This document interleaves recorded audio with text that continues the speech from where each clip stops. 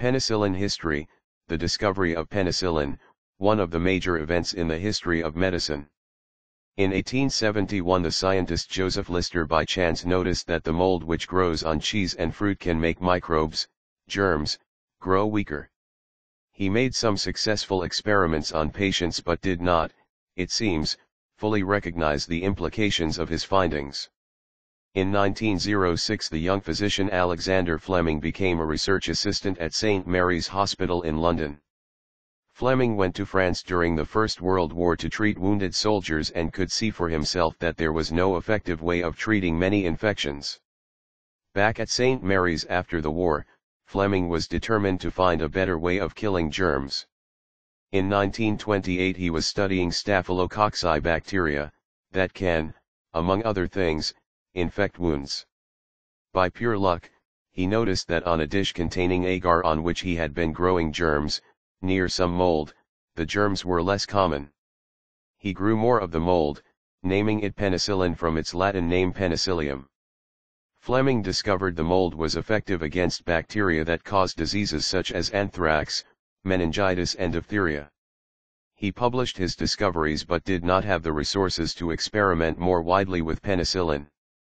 In 1938 Howard Florey, professor of pathology at Oxford University, started work on some of the mold that Fleming had grown. Florey was an Australian doctor who had already made a number of important discoveries and was also studying natural substances that could kill bacteria. He had been impressed by an article that Fleming had published in 1929 describing the effects of penicillin. Unlike Fleming, Florey had a large research department, including Ernst Chain, a German Jew who had fled the Nazis. By 1939 Florey and Chain had begun to realize the importance of penicillin and they had saved a number of people's lives with it as of 1942. The widespread use of penicillin was speeded up by the advent of World War II.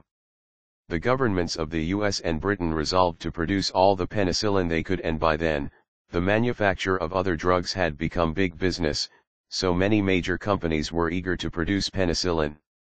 In 1943 Florey went to Russia to help it make penicillin, and by 1944, there was enough penicillin for all the Allied troops wounded in the D-Day invasion of Europe. 1945 Chain, Fleming and Florey shared the Nobel Prize in Physiology or Medicine for their discovery of penicillin and its curative effect in various infectious diseases. That is where the usual story of penicillin stops. The name of Norman G. Heatley, 1911 to 2004, is rarely mentioned in this context. An Oxford University biochemist, Dr. Heatley developed a technique for isolating penicillin during World War II, but it only yielded minuscule amounts of the precious substance. To make more penicillin, Dr. Heatley had to assemble an apparatus from bottles, containers and hospital bedpans. Against enormous odds, Dr. Heatley's machine worked. It separated enough penicillin to test on a human, but the limited supply ran out before the patient could fully recover. In June 1941, Drs. Heatley and Florey went with samples of their penicillin mold to a Department of Agriculture research laboratory in Peoria, Illinois, where, working with some of the top biologists in the U.S., they set in motion the research that led to large-scale production of penicillin. Not only did Heatley make a crucial contribution, but without him the enterprise may not have succeeded at all, said Sir James Gowans, a former professor of pathology at Oxford.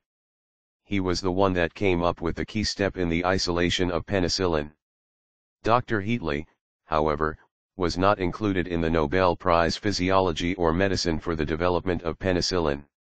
Nobel Prizes honor great contributors, but they often omit great contributors.